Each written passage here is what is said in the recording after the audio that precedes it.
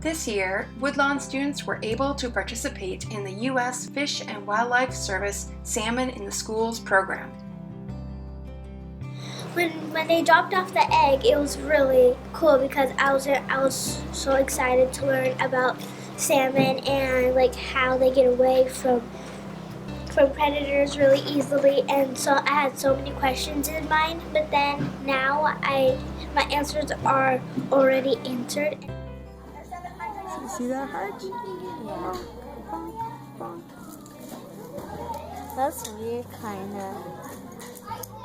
How big is their heart? Pretty small if it fits in this egg.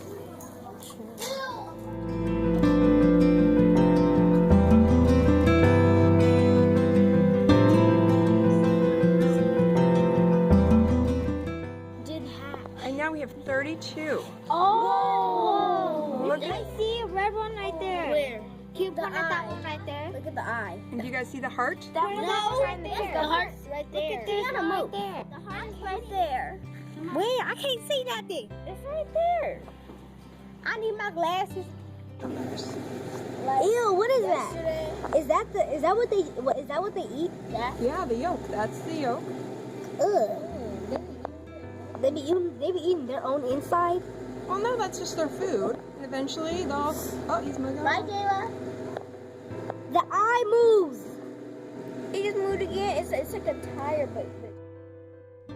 Also got to see the fins of the salmon in real life, because when we had it on paper, we couldn't actually see the parts and the colors they are, but they told us what colors to do it. But the colors actually are like grayish, bluish, and they're really small. When we were learning about the salmon life cycle, we did posters on it and we listed the stages. It's egg, and then The next one is alevin, and then fry, and smolt, and ocean adult, and spawn adult. Guys, this isn't real. You're not really dying. Look, everything's going in that little pipe now. Literally everything. It's coming in from the other end. Now What do you guys? The After Flesh program was really helpful.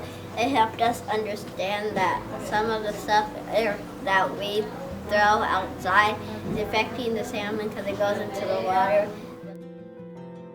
When we went on our field trip, and when we were on the bus, it was kind of like the fashion of salmon. We did the same thing, but it was like a quiz, and he was like, Mr. Jeff was quizzing the adults. But since we learned so much about the salmon, he let us answer some of the questions.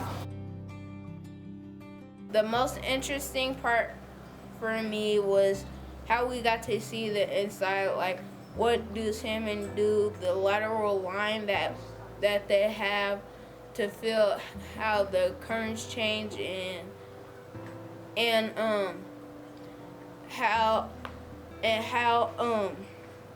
we get to see the heart and the insides of the salmon. My favorite part was the dissection because I got to learn more about like how their swim bladder works, and I saw the teeth on their tongue.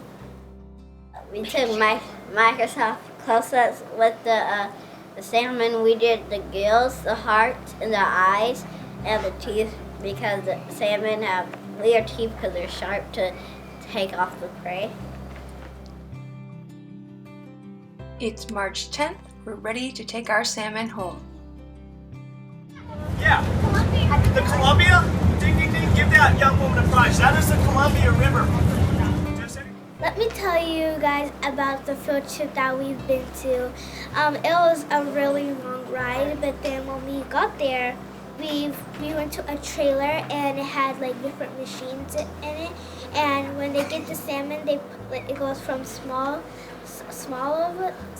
salmon to the big ones.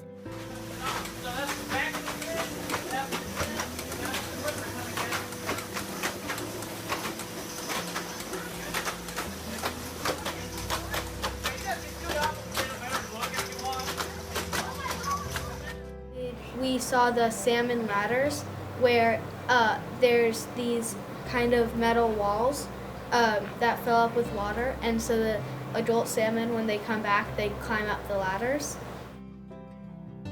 I liked it when we got to feed the fish because when we were feeding them, they all started like to jump out of the water and getting it, and there are really lots of them in there.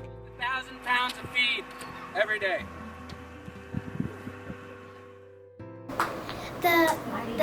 The salmon, when we were getting released them, it was really sad, but it was really fun learning about the salmon. And when we were holding them in cups, they were like wiggling all around. They're like, "Let me go!" But then some of our classmates named them, and I named him Freddie, and it was really fun.